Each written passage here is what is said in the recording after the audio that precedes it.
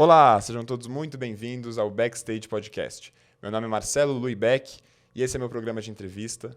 E o convidado de hoje é um ator, diretor, cineasta e dramaturgo que veio aqui em 2022 para falar sobre o filme Don Quixote e hoje, depois de 36 episódios, ele volta para falar sobre o livro que ele está lançando agora, que é um texto teatral chamado Veraneio, uma tragicomédia de costumes em um ato desenfreado. Seja muito bem-vindo de volta ao Backstage, Leonardo Cortez.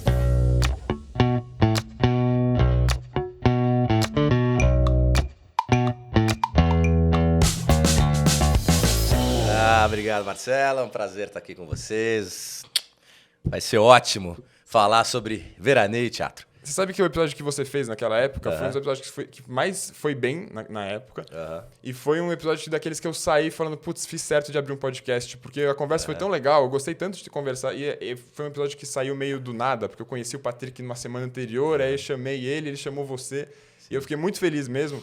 Então é um episódio que eu tenho muito carinho. Faz mais de um ano que a gente fez, mas eu tenho muito carinho por ele. Tá, mas foi uma época linda mesmo, né? Assim, a época do lançamento do Don Quixote e toda a repercussão, né, que o Don Quixote teve. E, enfim, foi um filme que trouxe uma luz muito boa, né, para a questão da síndrome de Down, para a questão da inclusão. E foi um filme que foi um divisor de águas na minha vida, né? Porque a partir desse filme, a partir dessa experiência, eu conheci o cinema, né, como linguagem, como potência, né, como um canal de escoamento aí das minhas ideias, né, um canal possível de escoamento. Foi seu primeiro filme? Foi o meu primeiro filme. Eu tinha muito respeito pelo cinema, né? Assim, eu sempre escrevi roteiros de cinema, né? Um desdobramento natural da minha trajetória como dramaturgo, né? Eu escrevia as peças e falava, pô, essa peça dá um bom filme, né? E fazia adaptações das minhas peças e tal. Então eu tenho muitos roteiros, mas esses roteiros nunca aconteciam assim, eu não conseguia realizá-los assim, porque para você realizá-los você precisa ter um diretor parceiro, né? Você tem que ter um diretor que seja um cara tão apaixonado pela sua obra quanto você.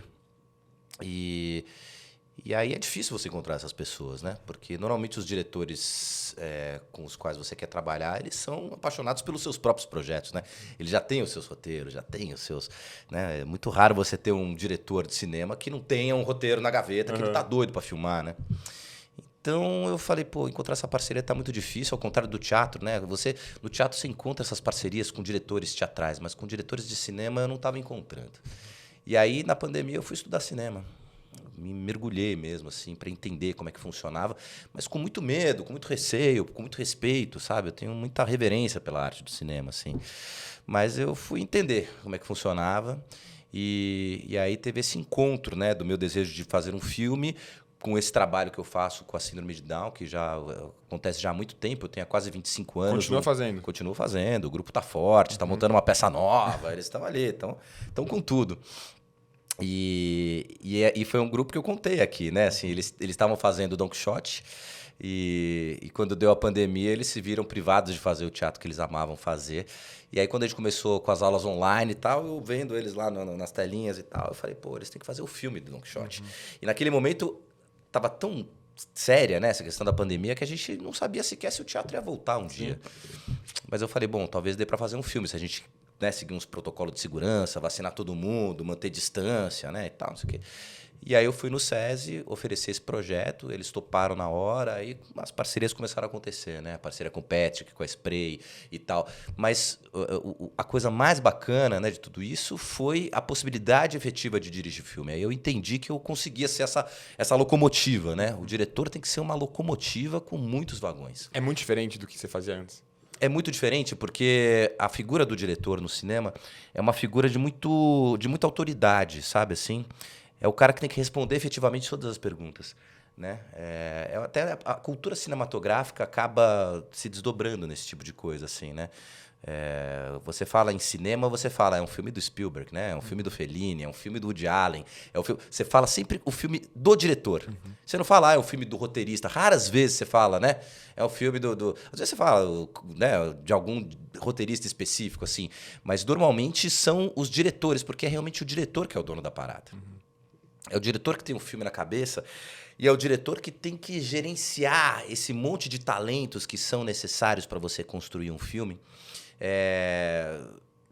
mas tudo seguindo um viés específico, né? Que é o viés da criação cinematográfica daquele filme que o cara concebeu, que o cara pensou, entendeu?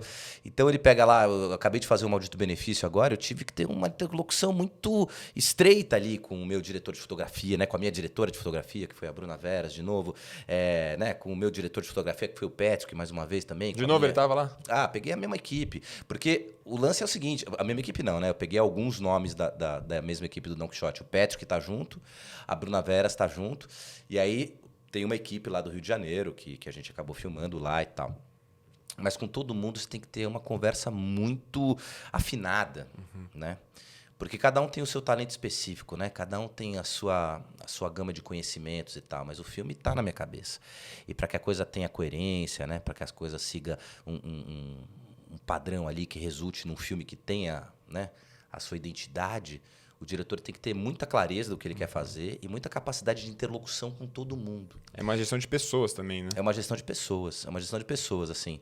E eu descobri com o Don Quixote que eu conseguia fazer muito bem isso aqui. Eu acho que porque é uma herança do teatro mesmo, né? O teatro ele é um exercício de interlocução permanente com todo mundo. Porque no teatro, ao contrário do cinema, onde o diretor tem muita autoridade, no teatro é todo mundo aqui igual, né? No teatro, o ator fala de igual para igual com o diretor, que fala de igual para igual com o cenógrafo, que fala de igual para igual com o figurinista, sabe assim? É um ambiente altamente intelectualizado, de pessoas muito inteligentes, assim, de pessoas muito capazes, onde todo mundo mete o bedelho no trabalho do outro, mas com muita propriedade, porque todo mundo manja muito de teatro, né? Então, essa interlocução é permanente, e é boa, e é gostosa, e eu gosto disso, entendeu? Então, eu como diretor de cinema, eu sou um diretor que escuta muito, que gosta de ouvir, que gosta de entender qual é o olhar e tal. Mas, ao mesmo tempo, eu tenho a consciência de que eu, como diretor, eu preciso dar a identidade do meu filme.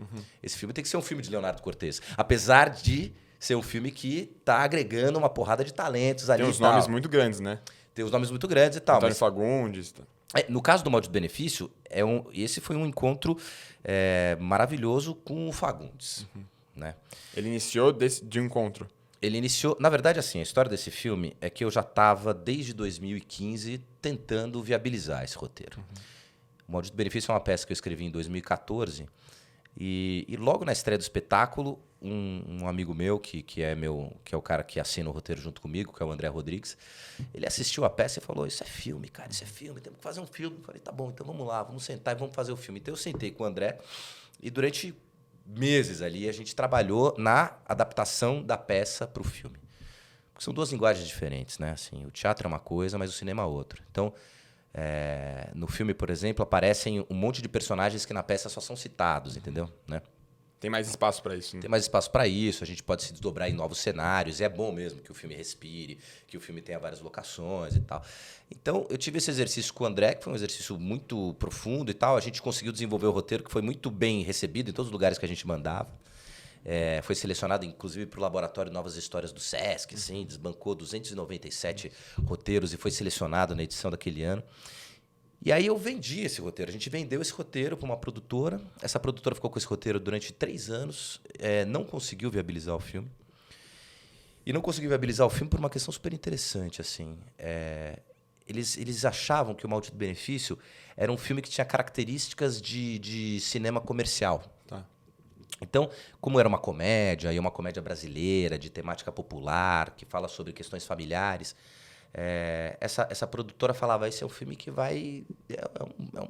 tem potencial de ser blockbuster, né? Tem potencial de ser um filme muito popular e tal.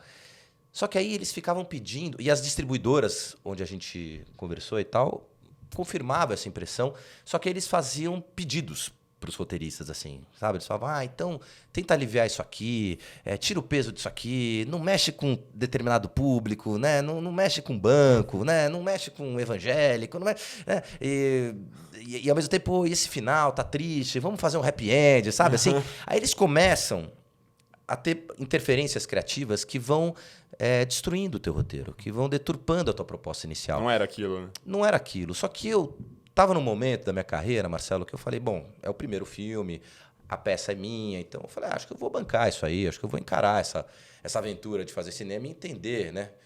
E eu aprendi, a partir dessa experiência, que quando você faz isso, você perde a tua obra.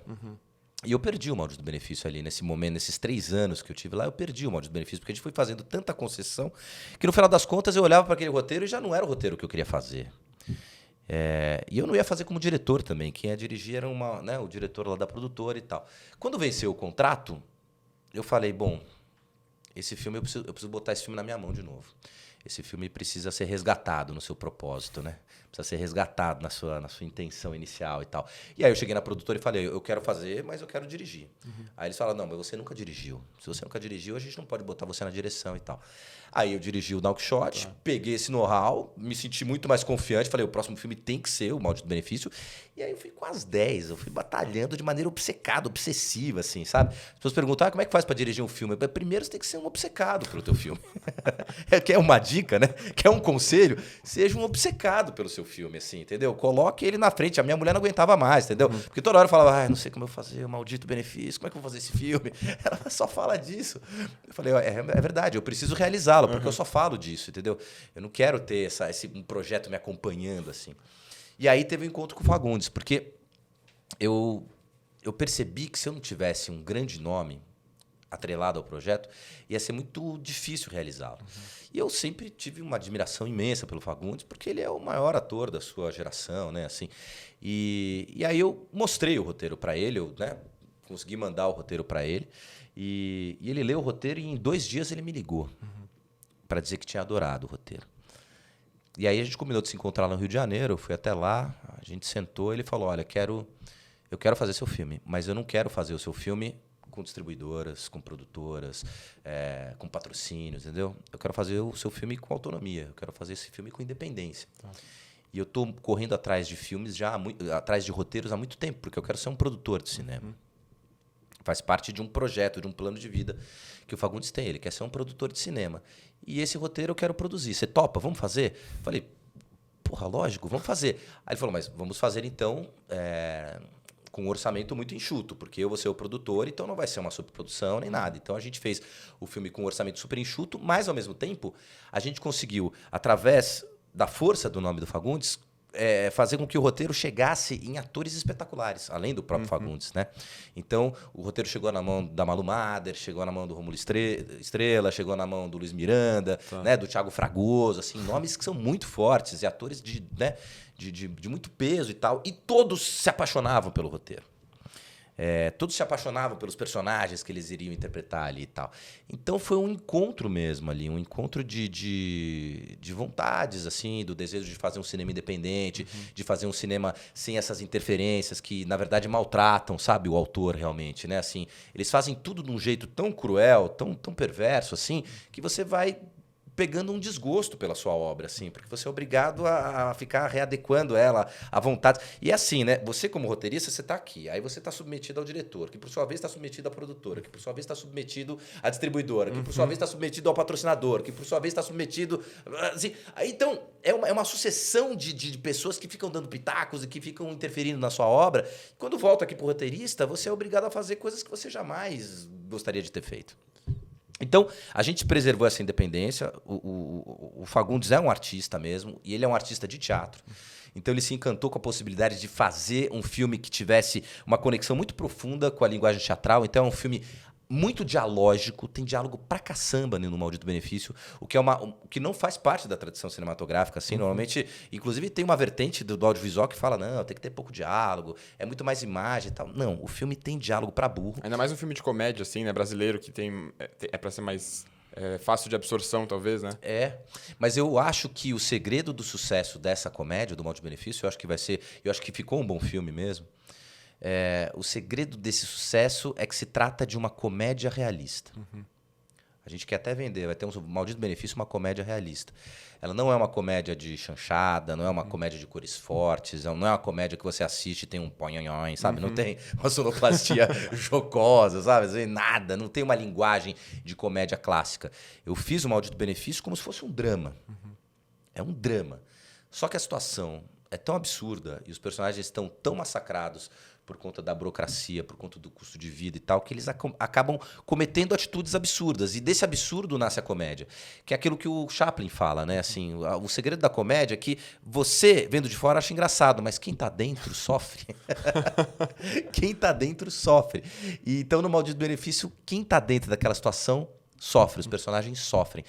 É uma família muito agoniada, vivendo os absurdos de uma sociedade burocratizada que impede que eles realizem os seus sonhos por conta do custo de vida, por conta das questões né, previdenciárias, que eles estão enfurnados e tal. E ainda assim, o filme é engraçadíssimo. Assim, e tá pronto o filme? Tá pronto o filme. Ele está cortado, né? O corte está feito. Aí agora tem todo um processo de pós, né? Da cor, do som, da mixagem.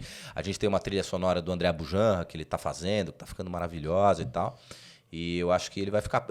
Em maio o filme está pronto. E aí a gente vai ver como é que vai fazer. Tem um circuito de festivais internacionais que o filme vai passar. Ainda esse ano? Ainda esse ano. Eu espero que até outubro a gente consiga assistir o Maldito Benefício por aí. Pô, muito legal. Então, quem sabe você não volta aqui para falar do Maldito Benefício. Porra, já tô falando. E aí traz o Fagundes também, a gente faz um episódio com todo mundo. Sim, ele vai adorar falar desse filme.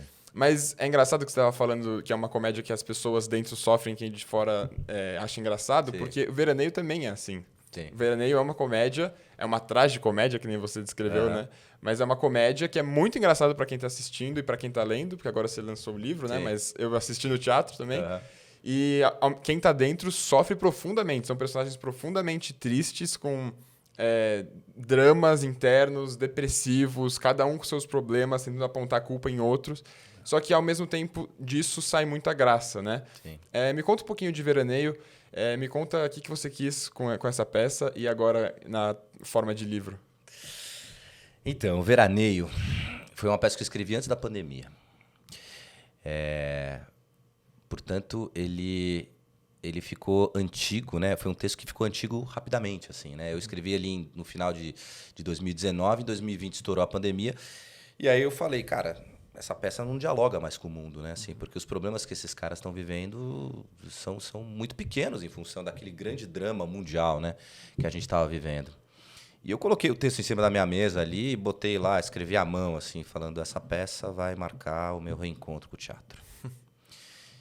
E aí, todo dia eu ficava olhando ali para aquele texto, pensando, será que um dia eu vou fazer essa peça? Né? Será que um dia eu vou conseguir voltar a fazer teatro? Porque naquele momento a gente estava na dúvida sobre o que seria possível e o que não seria possível fazer.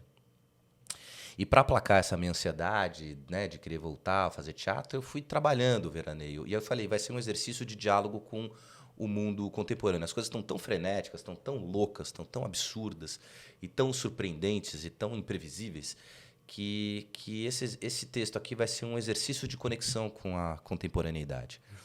Então eu fui fazendo múltiplas versões do Veraneio, sabe? Assim, à medida que as coisas iam acontecendo, eu ia escrevendo a peça. Então, a princípio virou uma peça, eu falei, o primeiro tratamento que eu fiz pós-pandemia foi a expectativa deles em serem vacinados, né? Assim, depois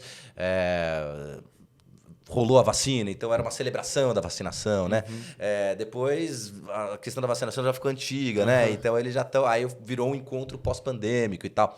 E isso foi mudando a relação entre os personagens e eu percebi que assim todos eles tinham trajetórias muito duras que eles tinham enfrentado, né? Durante a pandemia, tendo em comum o fato de que as relações familiares estavam tão desgastadas que, de certa maneira, durante a pandemia, aquela distância fez bem para eles. Fez bem para a família. Foi bom para a família ficar distante, sabe? Assim, foi bom para a família eles se encontrarem só virtualmente. Talvez tenha sido o período mais saudável da família, tenha sido o período pandêmico, onde eles se encontravam só pelos grupos ou só online, entendeu?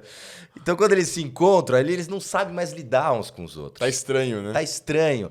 E eles perderam uma coisa que eu acho que é um sintoma da sociedade moderna, e é por isso que eu acho tão legal fazer podcast, assim, porque hoje em dia as pessoas não se escutam mais, né? Assim, as pessoas têm muita dificuldade de se escutar. É muito raro você ir para algum lugar onde você possa, como num podcast, falar pra caramba, como eu tô falando agora, né? Normalmente você começa numa roda de bar, já te interrompem, né? Numa conversa cotidiana, você já... Até entrevista normal normalmente é muito mais curto, né? Para uma TV, assim, tem, sei lá, 5 minutos, 2 minutos de entrevista, né? Eu lembro que no Downshot eu dei muita entrevista e eu comecei a... se você assistir as minhas entrevistas do Downshot, as respostas começam a ficar muito parecidas, assim, né? Você fala, é aquela hora que ele vai falar do João, é aquela hora Nem que ele vai falar... Nem você aguentava mais. Nem eu, você não se aguenta mais. Mas eu lembro quando eu convivia com o Paulo Altran, por exemplo, que a gente fez um trabalho juntos, e eu acompanhei o Paulo Altran durante uma temporada de uma peça dele, e eu o via dando entrevistas, né? E ele dava as mesmas respostas, assim, foda-se. Porque as perguntas eram sempre as mesmas, né? Então ele acaba respondendo, assim, de maneira padronizada, para, enfim, para contentar mesmo ali o sistema, divulgar a peça, porque é isso que ia acontecer. Mas a questão da falta de escuta, eu acho que é um sintoma dessa modernidade, né? Dessa nossa contemporaneidade cruel, assim, né? As pessoas não se escutam, as pessoas se interrompem, as pessoas hipervalorizam os seus dramas pessoais, entendeu? Esquecendo que as outras pessoas também têm dramas pessoais, que também são fortes, que também são terríveis e tal. Então, a peça é uma alegoria da falta de escuta. Tanto que o começo da peça é justamente isso, assim, né? Se você for ver a estrutura da peça, o começo do Veraneio é uma família que se reencontra e cada um deles fica falando dos seus próprios problemas e um interrompendo o outro. Não tem conexão. E é super difícil de interpretar a peça. Foi super difícil montar a peça, porque o texto tem essa coisa que está dissociada. Assim, você está falando uma coisa, aí a pessoa fala uma coisa completamente diferente. E aí outro fala uma coisa completamente diferente. Aí eu retomo o meu assunto, sabe? Assim, eles não se escutam. Cada um quer falar, né? Cada um quer falar. Cada um quer falar, cada um está agoniado com as suas próprias angústias, e são todas angústias legítimas, mas até tem um personagem que fala, porra, nesse mundo moderno ninguém escuta ninguém. Ninguém escuta ninguém, essa é a vida. E aí a mãe fala, bom, se todo mundo escutasse o outro o tempo todo, meu filho, ninguém falava. É uma fala que funciona muito como piada, assim, dentro da peça. Então, foi isso. E aí você falou dessa coisa do drama, né, fazendo a comédia. Tem um autor chamado Chekhov, né, que é um autor russo, que é um cara... que é considerado um dos nossos maiores dramaturgos. Eu pensei nos grandes dramaturgos da humanidade, você vai falar de Ibsen, Shakespeare, Chekhov, entendeu? Goethe e mais uns 3, 4, assim, são esses nomes, né? Esses grandes nomes assim, da dramaturgia. E o Chekhov realmente é um dos maiores. E tem uma peça do Chekhov chamada Tchuvania. E ele chama de comédia, uma comédia de Chekhov. Você lê a comédia, você lê o Tchuvania, Marcelo? É só desgraça. É um cara que está pensando em se matar, a outra que está infeliz, a outra que está uma doença, a outra que está velho, a outra que está endividado, entendeu? E eles se encontram ali numa fazenda e é um monte de gente ali amargurada e tal, não sei o quê, e ele chama de comédia. E eu nunca tinha entendido por que o Shakespeare, por que o Chekhov chama aquilo de comédia, né? Mas eu entendi. À luz da maturidade, né? À luz dos anos e do teatro, eu entendi. É comédia porque o Chekhov tem uma preocupação quase didática ali, na hora que ele escreve uma peça como essa. O que ele quer dizer quando ele chama de comédia uma peça de gente tão sofrida e tão desesperançada?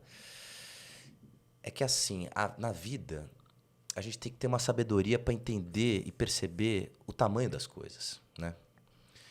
Então, muitas vezes, você está enfrentando um problema e o problema é legítimo, e o problema é complexo. Como, por exemplo, você está vivendo uma situação opressiva no seu trabalho, ou você está vivendo uma crise no seu casamento, entendeu? Ninguém discute que isso é terrível, que isso causa sofrimento. Mas à luz da distância, à luz de um olhar de fora e à luz de uma sabedoria, você pode entender que aquilo é transitório, sabe? Assim? E sendo transitório, pode ser engraçado, sabe? Sendo transitório, você fala, não, uma hora vai passar. Uma hora essa crise eu vou superar, né? Eu, por exemplo, trabalhei 1 ano e meio lá na Band, e era um ambiente onde eu estava muito estressado, né? Permanentemente estressado. Porque era um trabalho dentro de uma emissora de televisão e tal, muita demanda, muita cobrança e tal. E eu sofria verdadeiramente ali, sabe? Assim, cheguei quase a ter um burnout ali, sabe? Assim. E quando eu finalmente saí da Band, eu falei, Jesus, que desperdício, quer dizer, né? Por que eu fiquei tão preocupado? Não era um problema tão grande como... Não, era só um programa de televisão numa emissora, entendeu? Era só um trabalho que eu poderia ter largado, e larguei no final das contas, porque é claro que eu ficava pensando, porra, é uma CLT, né? Tem plano de saúde, eu tenho família, eu lutei por aquilo, eu lutei pela manutenção daquela estabilidade. Mas tem uma hora que você fala, não, tem uma hora, principalmente quando vai contra a sua essência, né? Quando vai contra a sua essência, você fala, por mais que isso represente uma estabilidade, se vai contra a essência, vai ter uma hora que você não vai sustentar isso, entendeu? Vai ter uma hora que isso vai ficar impossível de você manter, né? Então, esse olhar de fora, essa percepção do que é realmente importante e do que é desimportante, a comédia dá. É uma função didática da comédia, entendeu? Não dá para você fazer piada com doença, por exemplo, doença de doença de filho ou com a morte. Acho que são temas que realmente é difícil. Não tem como você fazer comédia com isso. São problemas graves do mundo, né? Com os quais a gente não brinca. Agora, no caso dos personagens do Veraneio, onde um tá com um casamento ferrado, entendeu? A outra é uma mulher rica com medo da decadência do seu programa decrépito, entendeu? O outro é um cineasta frustrado que quer fazer um documentário sobre si mesmo, sabe? Assim, o outro é um cara que é um cara que assumiu o cargo de supervisão, ele foi obrigado a demitir o melhor amigo dele dentro do trabalho, ele tá opressivo, que o trabalho dele ele detesta e tal, não sei o quê, e ele é desrespeitado.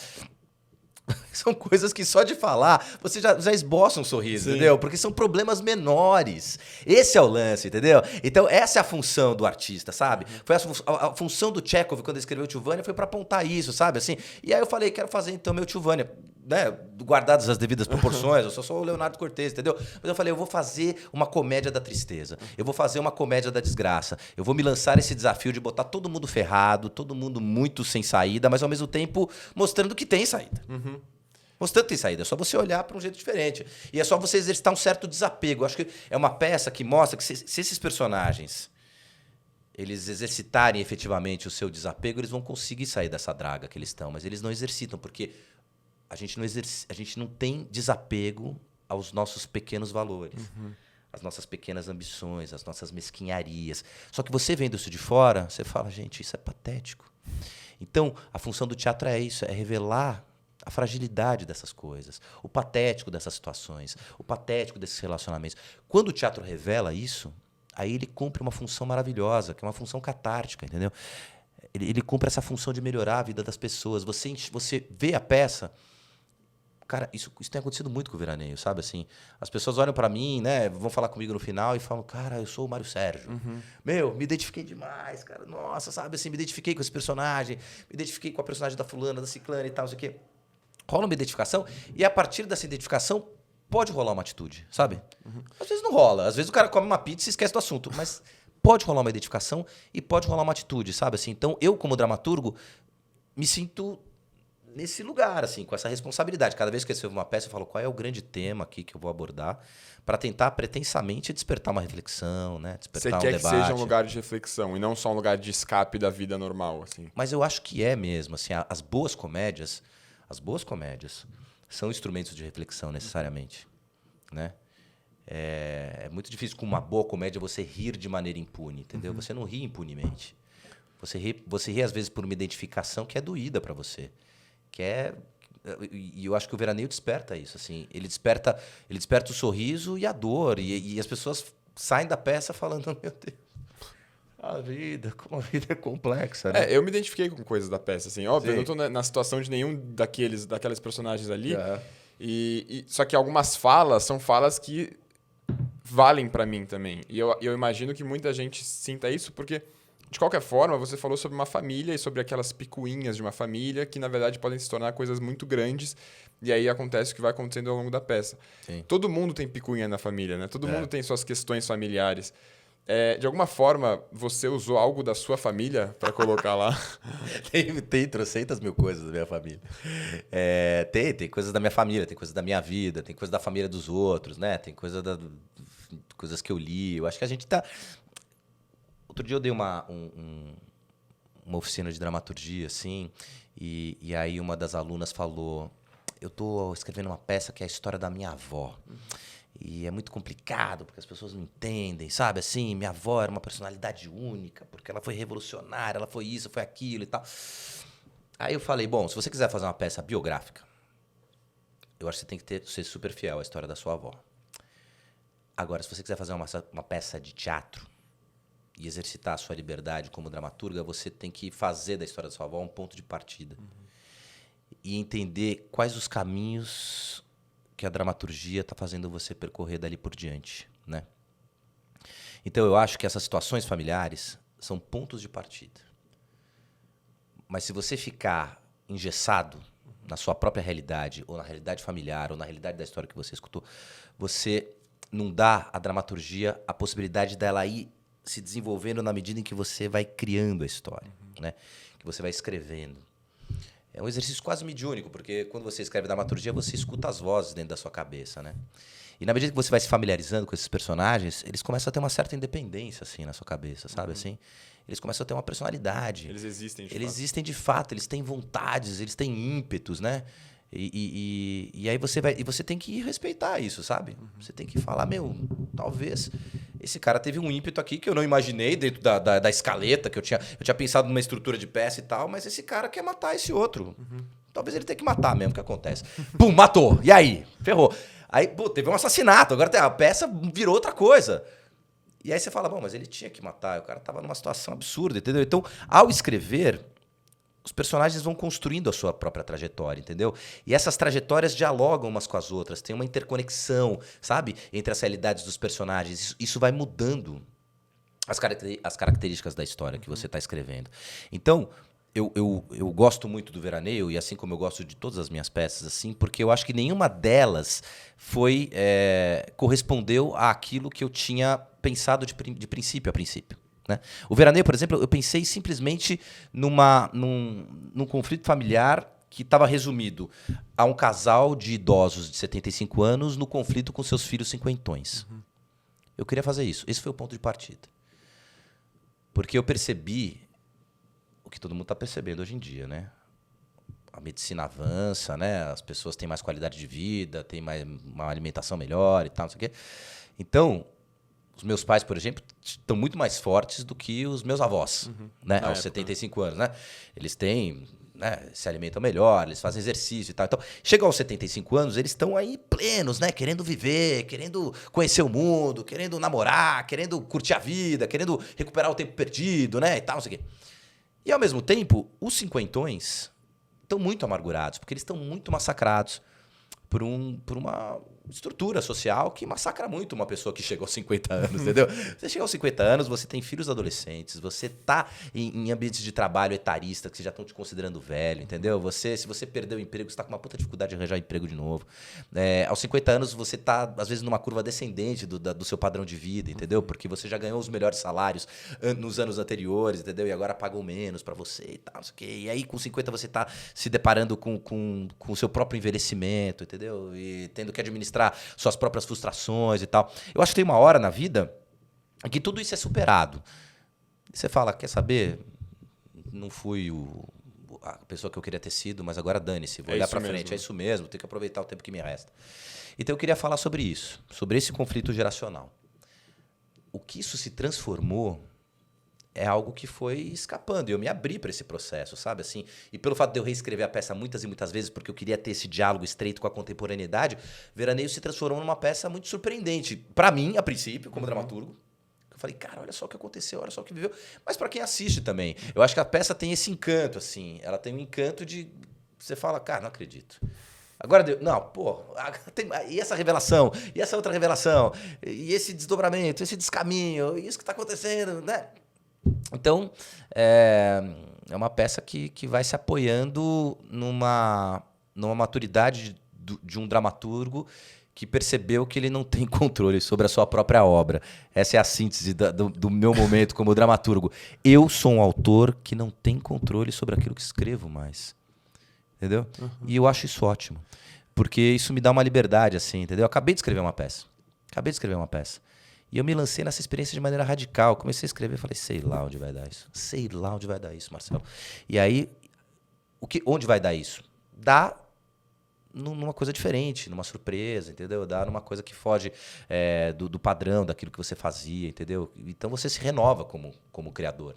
Ouvindo você falar, e eu também conhecendo um pouco do seu trabalho, é muito engraçado porque para você ser um dramaturgo e para você conseguir escrever os roteiros do jeito que você escreve, tem que ter um entendimento muito forte sobre ser humano, sobre pessoas, sobre relação. E não só um entendimento, mas também um interesse por pessoas, né? Você como um dramaturgo, você se sente uma pessoa interessada por outras pessoas? Você quer falar sobre isso, assim? É isso que você gosta? Eu gosto de falar sobre isso, mas eu não sinto que eu sou um cara especialmente interessado na vida dos outros, né? Mas talvez eu seja um cara que escute bastante, sabe? Que observe bastante e tal, né? Mas eu gosto muito de ler. Eu acho que a boa literatura é algo que fomenta a boa dramaturgia, né? Se você lê o Dostoiévski, por exemplo, e você vai fundo no Dostoiévski, né? Ou no Chekhov, que é esses dois russos, né?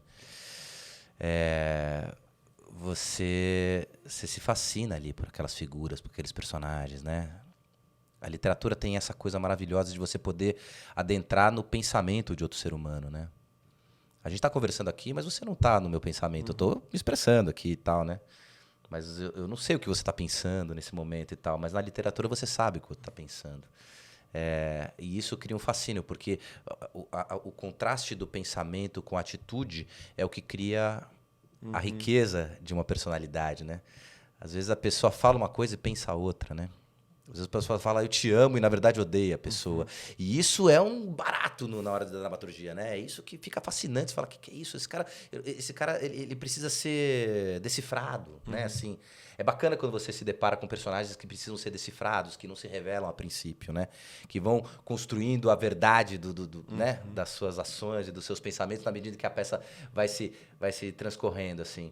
Então, é claro que eu gosto de falar sobre as pessoas, gosto de falar sobre a vida, gosto de falar sobre as relações e tal, mas eu não sou um investigador disso, sabe? Assim, as pessoas vão dizer, volta e meia, eu tô assim numa mesa, em família, assim, sei lá, a tia da Gláucia, ela volta e meia chega pra mim e fala assim, vai colocar isso na tua peça, sabe? Eu conto uma história aqui e fala, não vai colocar isso na sua peça, como se eu fosse um investigador, um cara que tivesse, sabe, assim, antenado farejando, e tal. né? Eu não quero ser essa pessoa, sabe? Eu não quero ser um cara que senta na mesa e fica aqui ouvindo tudo para ver o que eu posso pegar para as minhas peças. Na verdade, quando eu tô em vida social, assim, eu tento me socializar da melhor forma possível, entendeu? Exercitando os meus afetos, né? Exercitando os meus encontros. Eu não quero que ninguém se sinta usurpado, né? das suas experiências, porque tem um dramaturgo na mesa que pode escrever uma história sobre isso, sabe? Assim, eu não me preocupo em fazer isso. É claro que alguém, às vezes, conta uma coisa sensacional. Eu falo, gente, isso dá uma peça, né? Assim, isso dá uma situação e tal, não sei o quê. Mas a minha tendência é esquecer. A minha tendência é esquecer, cara. Eu consigo fixar as coisas que eu invento. Eu não fixo a realidade, eu fixo a invenção, sabe assim? Eu tô ficando bem louco, cara. Eu sou um dramaturgo que não sabe o que escreve, que não fixa a realidade e que só lembra da coisa que imagina, sabe? Eu tô ficando assim. A maturidade tá te deixando assim. A maturidade tá me deixando cada vez mais irracional. Léo, a sua peça é uma peça que conversa muito com o mundo atual, né? Tanto é que ela começa depois da pandemia, é um encontro pós-pandêmico. Tem muito sobre a própria personagem de Ercília, que faz um programa meio decadente, mas que ao mesmo tempo é de sucesso e que dá para transpor muito para nossa realidade. E todos os personagens ali têm uma comunicação muito forte com o que está acontecendo hoje. Como que você sente que o teatro tem se adequado ao mundo moderno, principalmente o mundo de alto consumo de conteúdo digital? Eu tenho uma amiga minha, acho que você conhece ela, a Natália Belkers. Sim, lá. Né? Que tem um infoteatro e ela tem o trabalho dela é trazer os jovens para perto do teatro, né? E aí eu acho que talvez trabalhar o teatro com o mundo moderno, como que esse diálogo pode acontecer? Como que você tenta fazer isso e como que você vê o teatro se adequando ao que está acontecendo hoje em dia? Eu acho que o teatro, para começar a responder essa sua pergunta, eu vou fazer um manifesto de fé no teatro.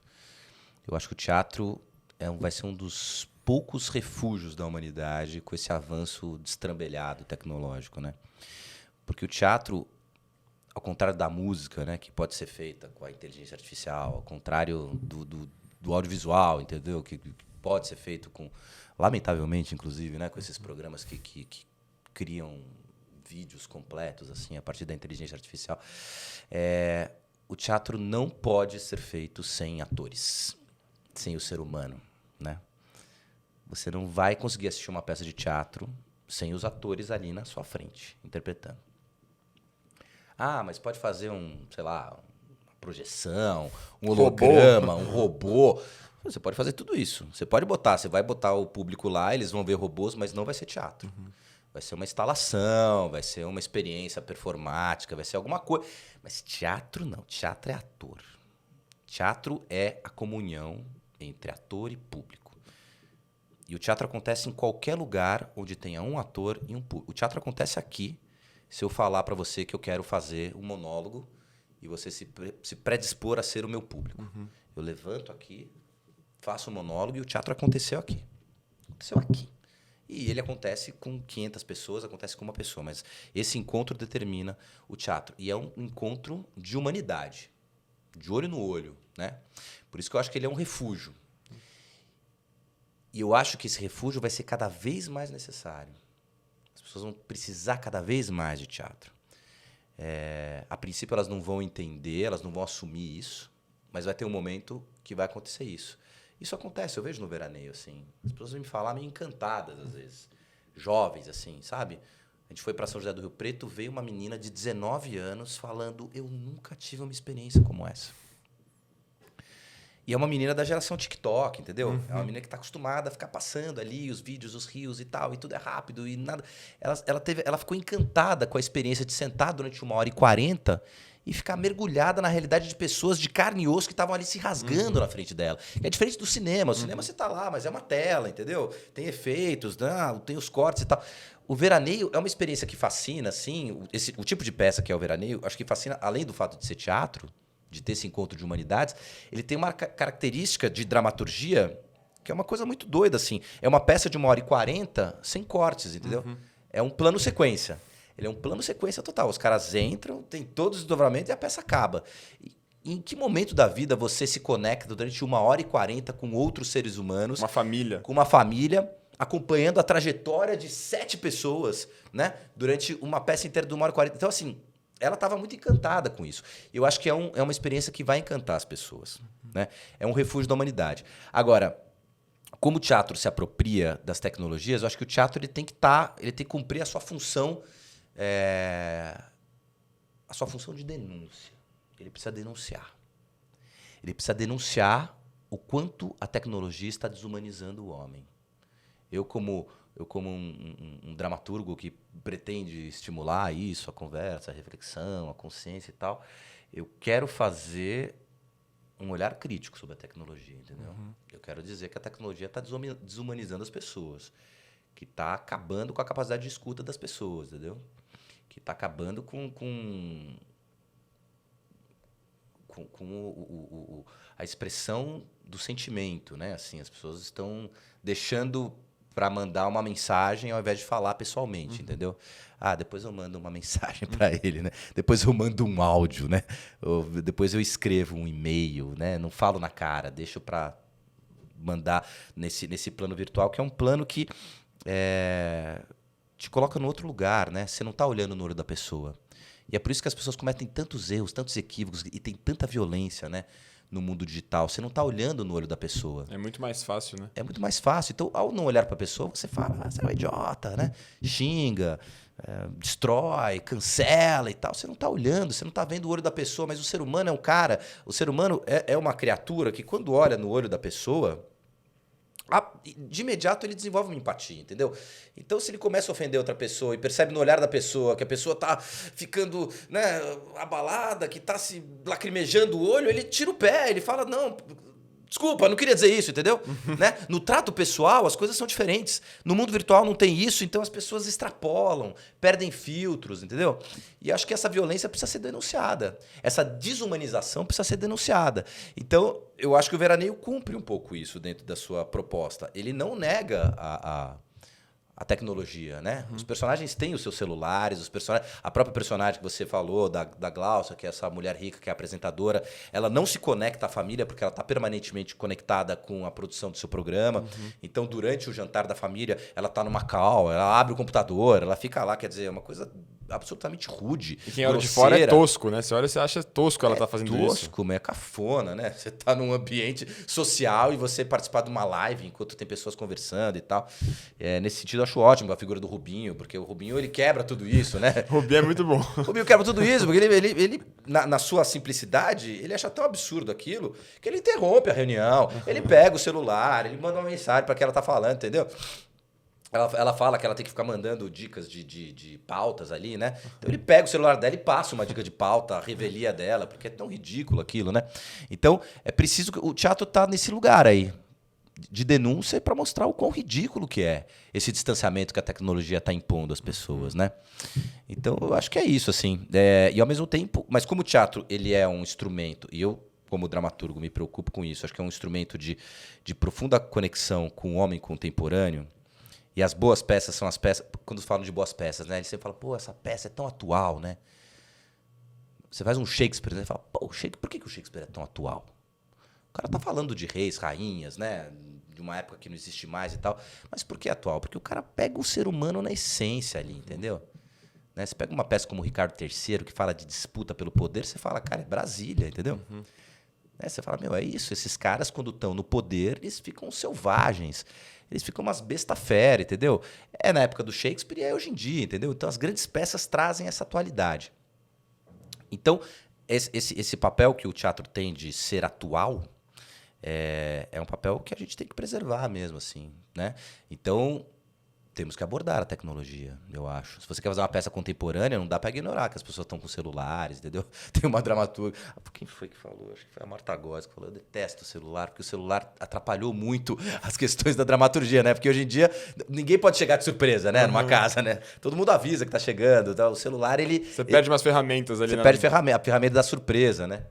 Tanto que eu já decidi que minha próxima peça, sei lá, eu vou fazer num lugar que não tem conexão, por exemplo. Vamos botar todo mundo numa casa de campo ali e não tem conexão, pronto. Aí Choveu, caiu a torre de... Choveu, caiu a torre, ninguém se comunica, aí as pessoas são obrigadas a abandonar seus celulares e voltar a conversar, sabe? E aí elas descobrem que não sabem mais conversar, porque é isso que está acontecendo, né? E você sente que o público tá engajado em peça de teatro? Com veraneio, como que tá sendo isso? Você sente que tem um público querendo ir?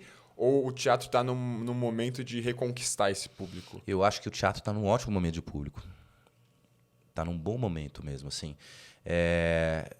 Quando a gente voltou, quando a gente entrou em cartaz com o Veraneio, foi no começo ali do ano passado, quer dizer, a gente estava pegando essa onda da retomada das coisas, né, assim.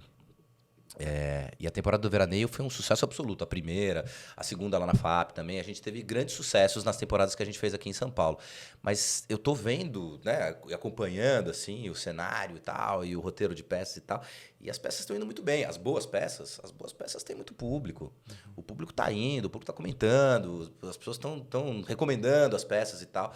E eu acho que é na carona dessa percepção de que a gente tem que voltar a se humanizar. E o teatro é um recurso incrível para isso acontecer. As pessoas estão ficando fascinadas pela experiência teatral, especialmente as novas gerações.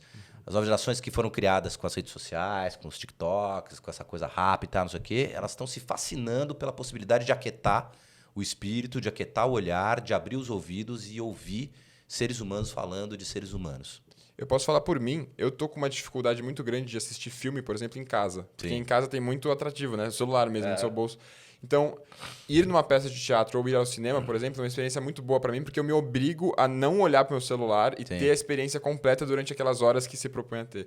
Então, para mim, tá sendo um escape sair de casa e não ter todas as atrações possíveis que tem na minha casa de distração para ir assistir uma peça ou assistir um filme, assim. Mas eu acho que é uma percepção que você tem e que as pessoas estão tendo mesmo, assim. Quanto mais a tecnologia vai avançando, mais a gente percebe a necessidade de ser analógico, né? Eu acho que as pessoas vão ficar muito conscientes disso, assim, né? E ainda mais agora que a inteligência artificial vai deixar a gente sempre duvidando daquilo que é verdade, do que é mentira. A gente vai assistir um vídeo e vai falar, mas isso aqui é fake, isso é verdadeiro e tal. Talvez, né, por exemplo, se você for ver um vídeo de um professor e ficar na dúvida se aquele vídeo é mentira ou não, talvez o melhor seja assistir esse cara pessoalmente, sabe assim? Talvez o melhor seja assistir essa palestra, seja ouvi-lo mesmo. Vamos ouvir esse cara falando, sabe assim? Da mesma maneira que para ver um filme é melhor você ir no cinema mesmo. Para ir no teatro, ouvir uma história, vamos ao teatro, né? Porque é isso, as pessoas vão estar sedentas de verdade, eu acho, sabe assim? As pessoas estão sedentas de verdade. A rede social, o ambiente tecnológico é um ambiente impregnado de mentiras. E essas mentiras vão cansando, essas mentiras vão massacrando a gente, vão nos deixando céticos, vão nos deixando de saco cheio, entendeu? A gente passa cada vez mais rápido pelas coisas. Você vai falar, saco, né? Você vai passando, vai passando, vai passando. E o ser humano tem sede de profundidade, cara. A gente tem sede de encontro. E às vezes a gente só percebe essa sede quando a gente está quase morrendo de sede. As pessoas estão administrando essa sede, né? Estão falando, não sinto tanta necessidade assim, mas chega um momento que fica insuportável você não encontrar pessoas, não conhecer pessoas, não ouvir pessoas, né? Então, o avanço da tecnologia vai pavimentar um caminho ali para você ser cada vez mais analógico, né? O avanço da tecnologia, da modernidade, acho que vai pavimentar o caminho para a gente ter cada vez mais a consciência da importância da preservação ambiental, da importância da natureza, da importância de você estar em contato com a natureza e tal. Eu acho que isso, tendo uma visão mais otimista, assim, né? As pessoas têm visões muito pessimistas dos caminhos da humanidade, assim, mas eu acho que otimistamente falando, a gente está num caminho de valorização daquilo que importa. Mas até isso acontecer, a gente tem um período aí bem duro pela frente, assim. Acho que ainda tem muita coisa ainda para acontecer, para chegar nesse momento e falar, gente, vamos lá, desliga isso aí, vamos se encontrar, né? É engraçado porque, ouvindo você, a sua peça, Veraneio, você considera que é uma peça esperançosa, uma peça otimista ou uma peça pessimista? Eu acho que ela é uma peça pessimista, mas a partir da identificação daquilo que faz esses personagens tão tristes, você pode dar uma virada na sua vida. Então, nesse sentido, ela tem um propósito nobre, que é fazer com que você fuja dessas realidades e busque um caminho mais feliz para sua vida, entendeu? Então, é uma peça pessimista com um propósito otimista. Porque, vendo a peça, lendo o livro, eu também achei uma peça pessimista. E eu queria saber se a sua visão de mundo era uma visão de mundo meio pessimista, sabe? E é interessante te ouvir, porque não, você está bastante otimista pro resto daqui para frente. Então, então faz sentido quando você joga um holofote naqueles problemas que são problemas que são fáceis de fugir, né? Mas sabe que esse negócio de ser pessimista é uma questão de olhar, né? Porque, por exemplo, eu acho que a trajetória do meu personagem é uma trajetória redentora. O Mário Sérgio. Porque, para quem não viu a peça, né? O meu personagem é um personagem alcoólatra. Ele fica enchendo a cara durante a peça toda. Durante a peça toda, ele fica reclamando da vida, reclamando do trabalho, especialmente do trabalho, onde ele acabou de ser promovido. Teve uma demissão coletiva lá, ele foi preservado, ele foi promovido, mas essa promoção representou o horror para ele, né? Porque ele foi obrigado a ser chefe e teve que afastar companheiros, afastar amigos, e o cara não tem mais vida pessoal, enfim, ele está massacrado, né, diante daquela nova realidade profissional. Isso está afetando diretamente o casamento dele e tal, não sei o quê. E ele tem... Aí a peça vai se desenrolando, ele vai ficando cada vez mais chafurdado, e aí a presença do Rubinho desencadeia nele um movimento interno de percepção, né, da própria realidade, e ali na parte final da peça ele se demite do emprego. Ele pega o celular e se demite num áudio que não tem escapatória, entendeu? Ele xinga o chefe de tudo quanto é jeito e ali acabou, né? Parece uma tragédia pro personagem? Eu acho que não. Para mim é o começo da salvação do Mário Sérgio, entendeu? O fato dele perder aquele emprego, dele tomar aquela atitude, dele extravasar aquilo naquele discurso, significa que dali para frente tudo vai melhorar, mesmo que ele passe por um período de desemprego, de desacerto e tal, não sei o quê, mas ele precisava sair de lá, né? Ele precisava sair de lá. A experiência que a Ercília passa, né, que é a personagem rica que ela passa na peça, é uma experiência transformadora, né? Ela se vê diante daquela situação onde um grupo de idosos está ameaçando ela de morte, entendeu? E tudo que se desdobrou, né? As coisas aconteceram porque ela teve atitudes erradas o tempo todo. Então, acho que a partir daquela tragédia pessoal que ela está vivendo, daquele medo que ela está vivendo, eu acho que vai ter uma transformação ali. Sim. Né? Vai ter uma transformação do Silvio também, que é um cineasta frustrado, que resolveu documentar a tragédia da própria família, entendeu? Assim, acho que ele vai poder, através da realização desse filme, entender que esse filme não era tão necessário assim, né? Ele vai realizar o filme de certa maneira. E vai perceber que esse filme não precisava ter sido realizado, ou se foi realizado, não significou nada para ele, mudou. Ele pode abandonar isso para empreender um outro projeto, sabe assim? Eu acho que o Rubinho, junto com a Laura, que é o casal, né, que se forma, essa mulher de 75 anos, que se relaciona com um cara de 50 e tal, não sei o quê, eles passam por uma aprovação muito grande no relacionamento deles, mas eles se assumem como casal. Sim. Se assumem como, a gente vai lutar por isso aqui. A gente vai ficar nessa casa, a gente vai batalhar pelo nosso amor, a gente vai batalhar pelo nosso trisal, né? A gente vai assumir o que está acontecendo aqui. Você vai assumir a sua bissexualidade, eu assumo o meu comportamento aqui, que eu tenho em relação aos relacionamentos e tal. E eu sinto que eles terminam afirmando convicções ali importantes, assim. Então, É claro, a peça fala sobre problemas, sobre tragédias, sobre tragédias não, mas sobre problemas mesmo, pessoais, angústias e tal, não sei o quê. Mas eu acho que ela se desdobra de um jeito que, quando você pensa bem sobre o que vai acontecer com esses personagens, a tendência é imaginar que eles vão melhorar.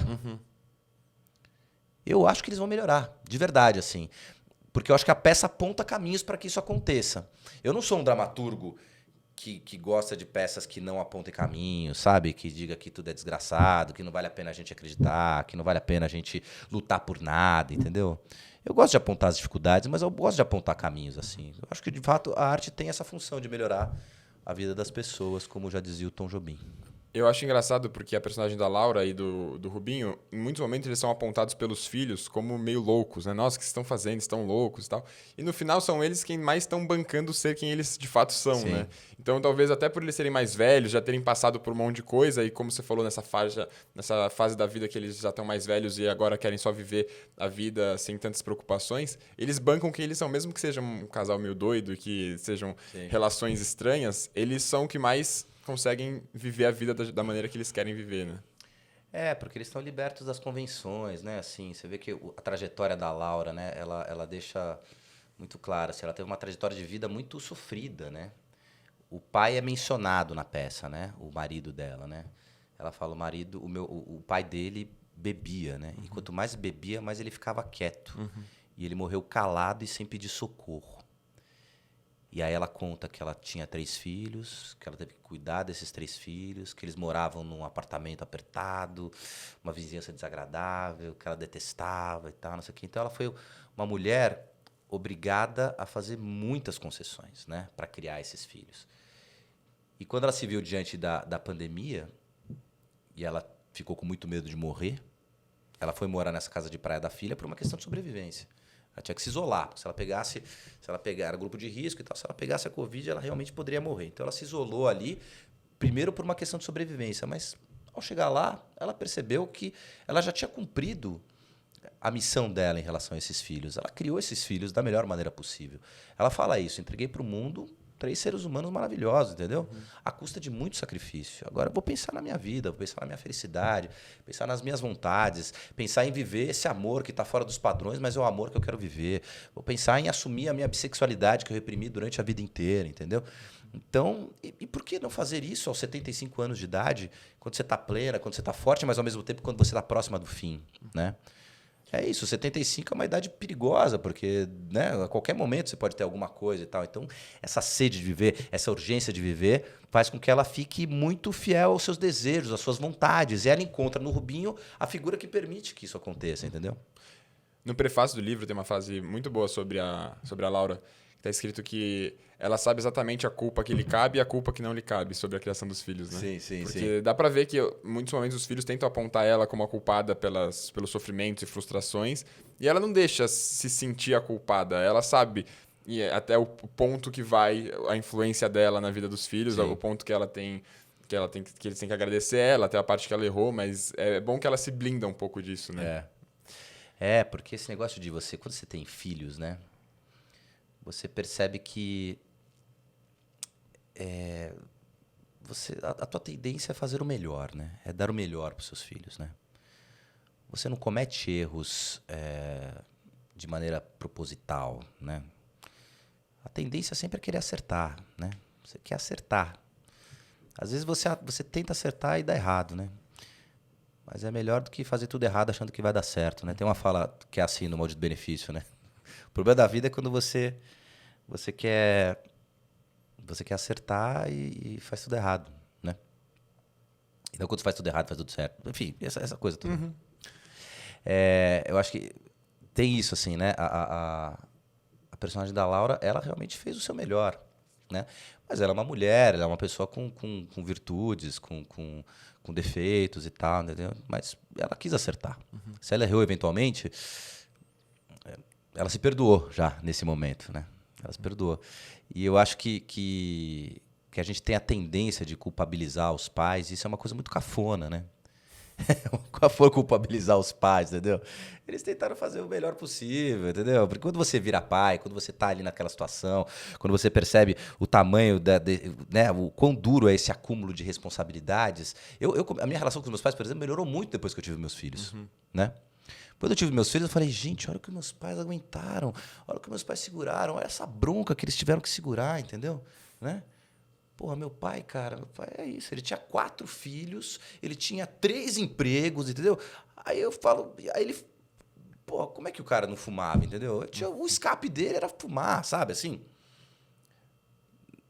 Aí, por que ele não brincava comigo? O cara chegava exausto em casa, sabe, assim? Então essas coisas você começa a perceber, sabe? E aí você perdoa, você fala, não, ele fez o melhor, né? Ele fez o melhor. E nesse sentido, cabe a você falar, bom, então agora, nesse momento, sabendo que ele fez o melhor, eu tenho que administrar minha vida, tenho que administrar minhas questões e perdoar, cara. Eu acho que você tem que perdoar. O exercício do perdão depois dos 40 anos em relação aos pais, acho que é fundamental, né? Passou dos 40, para de ser revoltado. Já deu, né? Já deu, né? Não vai ser revoltado com os pais depois dos 40. Acho que também, na adolescência, né? Na juventude, você pode, pô, meus pais, sou revoltado. Depois dos 40... Você chega a 50 anos, tá lá falando dos pais... Pô, perdoa, mano. Perdoa. Traz pra perto, entendeu? Resgata essa relação. Eu tenho ainda mais uns 15 anos ainda que eu posso culpar meus pais. Então. Eu acho que você pode, mas quando você ficar maduro, aí você vai ficar mais maduro que eles, entendeu? Aí tá na hora de você perdoar. Léo, eu queria falar sobre por que publicar uma peça de teatro? Por que publicar um livro sobre uma peça? Se o teatro não é pra gente ir ao lugar e ver a peça acontecendo na nossa frente, por que o livro? Porque o teatro tem uma coisa extremamente aflitiva, ao mesmo tempo extremamente fascinante, que é o fato dele ser um evento efêmero. É fascinante porque quando você está lá no teatro, você sabe que aquele encontro é único. Aquela peça é única. Mesmo que a peça esteja há 5 anos em cartaz, aquilo que você vai assistir é único. A gente já fez quase 100 apresentações do Veraneio, nenhuma apresentação foi igual à outra. Cada dia é diferente. As pessoas rindo num lugar diferente, a atriz está rouca, o outro ator... Muda mesmo? Putz, muito. Isso é uma curiosidade que eu realmente tenho. Muda muito, cara. A gente fez em Santos agora e fez em Ubatuba na semana retrasada e uma das atrizes estava completamente rouca. E isso mudou completamente a relação entre os atores em cena. Porque o fato da gente ter uma atriz que estava com aquela precariedade vocal, que era concreta, estabeleceu uma conexão ali entre os atores e a gente sabia que a gente tinha que salvar ela a qualquer momento, porque a qualquer momento a voz dela poderia falhar. Então ficou tudo numa prontidão assim, sabe? Putz, se ela não conseguir falar essa fala, então eu falo por ela, entendeu? Mas o que ela tem que falar que é importante, que talvez caiba? Mas qual personagem que pode dizer aquilo, sabe? Assim, criou-se uma atmosfera completamente diferente, foi uma apresentação completamente diferente. Mas mesmo quando tá tudo certo, quando tá tudo no lugar, quando todos os atores estão bem, a plateia é diferente. O público é diferente. Tem público que reage mais, tem público que reage menos, tem público que converte, tem público que nada. Então, o evento teatral, ele é único, mas ele é efêmero. Ele acontece ali. Cada apresentação teatral é uma coisa valiosíssima, porque ela não vai se repetir, né? Então, isso constrói o fascínio do teatro, mas constrói a agonia do teatro. Porque se eu assisto um filme e falo, nossa, esse filme é maravilhoso, basta voltar no cinema e assistir de novo. Basta pegar o DVD ou ir no streaming, entendeu? Você pega, ainda mais hoje, né? Que tem um monte de lugares para você acessar filmes clássicos, né? E tal, não sei o quê. Mas teatro não. Uma das coisas que é uma das frustrações que são insolúveis na minha vida é eu não ter podido assistir as grandes peças, né? Os grandes clássicos, né? Do teatro que os atores de antigamente falam, né? Pô, eu vi o Rei da Vela, né? Eu vi o Macunaíma do Antunes Filho, eu vi Bonitinha Mais Ordinária do Antunes Filho, eu vi o Guarnieri fazendo eles no Black Tie. Você fala, puta que pariu, eu queria tanto, né? Tanto ver esses caras, queria tanto ter essa experiência, estar no teatro vendo esses caras que são os meus ídolos, e a gente só imagina, só vê. Mas tem um jeito de você aplacar essa agonia, que é a dramaturgia publicada. Porque quando a dramaturgia está publicada, você tem a possibilidade de pelo menos imaginar o que era aquilo. Porque, por exemplo, tem uma peça lá que a Companhia dos Atores fez, que se chamava Melodrama. Fez na década de 90 com a Drica Moraes, né? Eu assisti o Melodrama umas 6 ou 7 vezes, porque eu fazia uma peça no Tuca e era apaixonado por essa peça. Mas eu lembro flashes da peça, né? Eu lembro da sensação que a peça me provocou, mas eu não lembro nitidamente as cenas, as sequências, né? Os diálogos e tal. Então eu adoraria, por exemplo, ter o texto do melodrama para ler e relembrar, como você fez com o Veraneio, né? Você leu e relembrou a peça. Eu lembrei dos momentos que eu tava lá, assim. Exato. Então, para quem assistiu a peça, é legal, porque é uma maneira de você relembrar a peça que você assistiu. E para quem não assistiu, é uma maneira de imaginar a peça que foi feita. E, além disso, é uma maneira de você preservar uma obra teatral para que outras pessoas refaçam essa peça no futuro, né? Então, eu, como dramaturgo, eu sou um cara que sempre se preocupa em publicar as minhas peças. Assim, é um desdobramento da atividade. Eu primeiro escrevo para que seja encenado. Depois eu enceno para que fique em cartaz, né? Para que faça sucesso, para que as pessoas gostem, para que as pessoas assistam e tal. E depois, a terceira parte do processo é sempre a publicação da peça. E eu sempre publico depois da temporada, né? Porque aí você pode publicar incorporando, sei lá, coisas que apareceram ali, um caco aqui que o ator colocou, alguma coisa que a gente cortou ali, que a gente viu que não é necessário, alguma coisa que eu quis acrescentar depois e tal. Eu pego o texto que foi encenado e coloco no livro. Porque aí você consegue dar uma concretude pro teatro que o teatro não tem como realização, assim. Na hora que ele se realiza do público, ele vai acontecer naquele momento, vai ser maravilhoso. Esse caráter efêmero tem que ser preservado mesmo, porque é isso que faz o público ficar ali conectado em você, sem perder um segundo, quando a peça é boa, né? Quando você perder um segundo, porque você sabe que aquilo não vai se repetir, mas depois aquilo acaba. E aí você materializando isso numa publicação, num livro. Aqui, por exemplo, nesse livro, Comédias Urbanas, eu tenho 4 peças minhas que foram publicadas numa coleção do SESI. E aí eu faço isso também. Eu pego e coloco fotos do espetáculo. No Veraneio eu tenho também, né? Tem um álbum de fotos e tal. Elas não traduzem exatamente o que é, né, o espetáculo, porque a foto do teatro é outra linguagem, né? Outra linguagem artística, assim. Mas a pessoa tem uma ideia de como era o figurino, de como era o cenário e tal, não sei o quê. E aí você transporta a pessoa para um teatro que ela não pôde assistir. Eu acho que é uma coisa... É um investimento que vale a pena ser feito. Assim, eu corro atrás disso e tô super feliz, só para completar. Claro. Porque... Nessa publicação do SESI, realmente eles correram atrás de mim e publicaram essa aí numa edição super caprichada e tal. Mas eu já, muitas vezes, paguei para publicar as minhas peças, porque a dramaturgia é um gênero literário que não tem muita saída, entendeu? É muito raro você ver, nossa, vendeu a peça, né? O teatro como gênero literário não é algo que as pessoas procurem para comprar. Né? Então, os livros vendem muito pouco, assim, na verdade, acabam tendo mais procura por quem é de teatro mesmo, por quem está interessado, é um interesse específico, né? Então, eu já tive que publicar várias peças minhas pagando as edições e, enfim, pude fazer, fiz isso e acabei depois sendo ressarcido disso com a venda dos exemplares e tal. Mas, com o Veraneio, eu tive essa felicidade desse encontro com o Marcelo Onocelli, que é o editor da editora Reformatório, que foi assistir Veraneio e que contou para Paula Altran, que é essa minha amiga dramaturga e tal, que escreveu esse prefácio, que tinha gostado muito do texto, que tinha gostado muito da dramaturgia e que teria interesse em publicar o livro. E queria saber se eu teria interesse em publicar. E eu falei, lógico, né? E aí ele publicou, ele está fazendo agora uma coleção de dramaturgia na Reformatória, então o Veraneio é a 3ª ou 4ª peça que ele publica, e a ideia dele é publicar realmente uma coleção mesmo, imensa de dramaturgia contemporânea, porque eu acho que a gente tem que ter essa preocupação mesmo de registrar em livro as peças que estão sendo feitas hoje, para que daqui 20 anos as pessoas olhem para essas peças e tenham um registro do que era o teatro que estava sendo feito nessa nossa época, né? Da mesma maneira que você pega um Eles Não Usam Black Tie do Guarnieri e fala, olha o teatro que eles faziam ali na década de 50, né? De 60, você pega o Nelson Rodrigues e fala, pô, olha como é que ele fazia teatro nos anos 60, olha como é que... Então, daqui a 30 anos, eles vão pegar esse livro e falar, olha só que tipo de peça estava sendo feita ali em 2024 e tal. E essa é uma iniciativa que tem que ser louvada, porque... você está publicando dramaturgia, que é um gênero que não tem saída, e você publica, então, por amor à arte. Né? Ele está publicando isso por amor à arte, por amor ao teatro, por amor à dramaturgia. Né? Ele que é um editor que poderia não ter essa preocupação, ele poderia só publicar os romances ou a poesia e tal. Ele desdobra a atuação da editora Reformatório também na dramaturgia, e assim ele dá uma contribuição para a cultura brasileira enorme. Assim.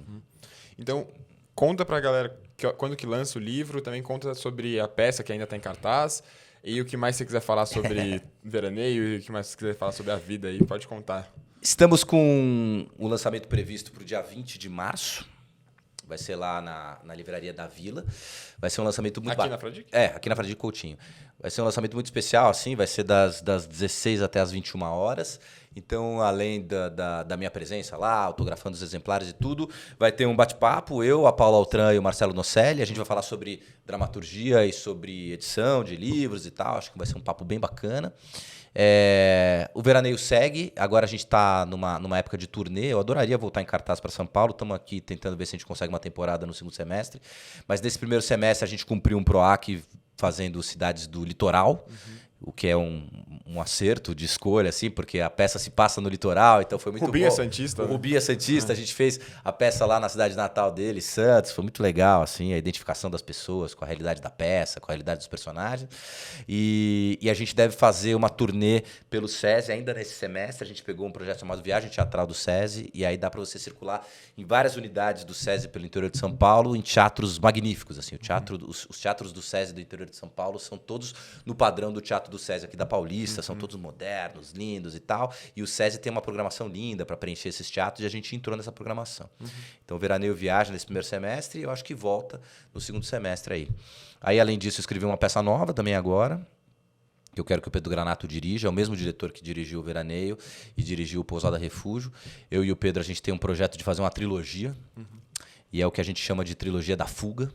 Porque as 3 peças têm isso em comum, assim, elas falam de personagens que estão insatisfeitos com a realidade das suas próprias vidas, com a realidade dos seus trabalhos, dos seus casamentos, e estão buscando fugas, escapes, né? Então, um quer morar no interior, outro quer morar na praia, o outro quer mudar de emprego, o outro quer sair do casamento e tal. Essa fuga né, de maneira abrangente é abordada assim nas peças. E agora escrevi a terceira e a gente deve começar a correr atrás de edital e tal. Acho que essa terceira peça deve estrear aí no final desse ano, começo do ano que vem, assim. Muito legal. E estamos com o Maldito Benefício, né? Que é o filme que vai estrear também em outubro, que eu estou terminando agora. E tô com outro filme também. Caraca, na faz agulha. Coisa, eu tenho muito projeto, né? Assim, para realizá-lo são outros 500, né? Projeto existe, né? Agora, a realização de projeto depende de muita coisa, depende de dinheiro, depende de edital, né? O Domingos de Oliveira falava, né, que o maior desafio do artista contemporâneo é ganhar dinheiro, né? Qual é o desafio? Falar com as pessoas? Não, escrever peça, propor uma reflexão, não. O maior desafio é ganhar dinheiro. E ganhar dinheiro com a sua arte, né? Ganhar dinheiro com a sua obra. Então, assim, todos os projetos precisam de financiamento, precisam de apoio e tal, não sei o quê. Então, tem essa etapa que é dura, né? Você passa por várias etapas, né? Dentro de uma criação artística. Primeiro é você botar no papel ali o seu pensamento, as suas vontades, as suas inquietações e tal. E depois é conseguir realizar isso de uma maneira, não só que você ganhe dinheiro com isso, assim, isso muitas vezes nem acontece. Eu, por exemplo, não ganhei dinheiro com o Veraneio, assim, mas você precisa realizar a obra com boas condições, né? Você precisa chamar bons profissionais, entendeu? Você precisa remunerar as pessoas que vão trabalhar com você para que elas possam se dedicar àquela obra, né? Senão fica todo mundo prestando favor, dando aquela ajuda, dando uma força e tal, não sei o quê. E aí você não tem a pessoa focada ali naquele trabalho, né? E aí conseguir essas condições é uma batalha, cara. É um talento, assim. É um talento que você tem que desenvolver, né? Tanto que os grandes autores, os grandes atores, os grandes criadores, eles acabam aprendendo na marra a ser grandes produtores, né? Você precisa produzir, assim, entender como é que você produz, como é que você viabiliza a sua obra. E é um aprendizado, assim, um aprendizado necessário, assim. Não é a parte mais divertida da parada, não é a parte mais divertida do projeto, do processo, mas talvez seja a parte mais fundamental. Conseguir produzir aquilo da melhor maneira possível. Porque senão vira projeto de gaveta, entendeu? E eu tenho um princípio na minha vida que é tudo que eu escrevo eu nunca engaveto. Às vezes eu engaveto, mas eu posso até engavetar, mas eu não terminei de escrever. Agora, quando eu escrevo lá fim, eu falo, tô fudido, cara. Agora tem que sair. Toda vez que eu boto um fim, eu falo, tô fudido, porque isso tem que virar realidade. Aí eu fico obsessivo, eu fico obcecado. Tem que fazer essa peça, tem que fazer esse filme, tem que fazer isso. Muito bom. Então, que seus projetos deem muito certo. Você é sempre muito bem-vindo aqui. Porra, Marcelo. Então, tomara que volte ainda esse ano para a gente conversar sobre seus próximos projetos. Falando de uma perspectiva de quem assistiu a peça, de quem leu o livro, além de tudo que a gente falou aqui, é tudo muito divertido. Então, assim, a peça é muito divertida, o livro é muito divertido. Lendo o livro, quando o Rubinho chama eles de filho, toda vez que ele falava filho, eu ria porque eu lembrava dele da cena lá e era muito engraçado. Você tem um humor muito bom. Então é realmente engraçado, assim. Então assistam, leiam o livro, é divertido, assim. Sim, é o humor da inadequação, né? É um cara sem noção absoluta. Totalmente né? sem noção. Totalmente sem noção. Ninguém queria ele lá, ninguém queria nem conhecer, ninguém queria estar lá e o cara chamando ele de família, que é família, ninguém conhecia o cara. Ele força o afeto, né? Força muito. Ele força o afeto violentamente, mas você sabe que tem uma coisa tão interessante nessa forçação do afeto, porque a princípio ele é rejeitado, mas o plano dele vai dando certo, né? Ele, através desse afeto forçado, ele vai transformando efetivamente a vida daqueles filhos, assim, né? O afeto dele vai se sobrepujando, assim, à amargura dos filhos, né? Assim, isso é bonito, assim. Você fala que é a força do amor, né? Mesmo o amor à força precisa ser mais forte do que uma amargura enraizada. E ele é um pilantra, né? Mas mesmo sendo um pilantra, ele é muito gente boa. E isso faz com que se aproximem, assim, né? Eu não acho que ele seja um pilantra. Eu acho que ele é um cara que... Ele é a alegoria desses coaches modernos, né? Quando eu pensei no Rubinho, eu pensei em fazer um coach. Mas ele é um coach muito picareta, né? Ele é um coach muito superficial. Ele fala muitas obviedades, ele fala muitas superficialidades. E isso foi proposital mesmo, assim, né? Eu fui pesquisar os coaches mais picaretas mesmo, assim, né? Fala, isso tudo que você vai vivendo, você vai curar, sabe de um jeito? Sabe de que jeito você vai curar? Vivendo. O cara dá 2 pontos e fala uma coisa óbvia, né? Só que, como ele tá no contato com gente muito desesperada, tudo cola, né? Porque essa é a lógica desses coaches picaretas. É o que acontece. Quanto mais desespero, mais esses coaches picaretas são reverberados, né? Mas eles são escutados e tal, entendeu? Então, aí nesse sentido também é uma denúncia, entendeu? Também é uma radiografia da sociedade, também é uma maneira de falar, fica atento. Não é que esse cara tá sendo profundo, é você que tá desesperado. As pessoas estão precisando de qualquer pessoa que fale algo, né? Fale algo pra mim, me dê um conselho, você aceita. Sim, né? Que é a lógica da seita, né?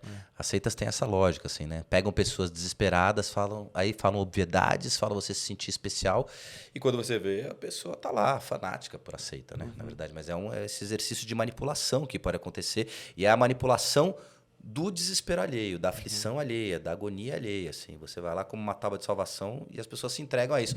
E isso acontece com os filhos, todos se entregam ao Rubinho em determinado momento, né? Se não fosse a picada da Vespa ali, tudo daria certo.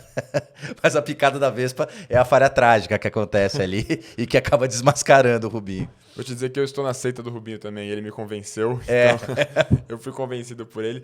Só para terminar, me dê alguma dica de alguém para chamar aqui, alguém que você goste, que você acha que vai render um papo bom, se você tiver alguém na cabeça, para eu chamar para fazer um futuro Backstage Podcast. Eu acho que você tem que chamar o Pedro Granato. O Pedro Granato é um que dirigiu, né, o Veraneio.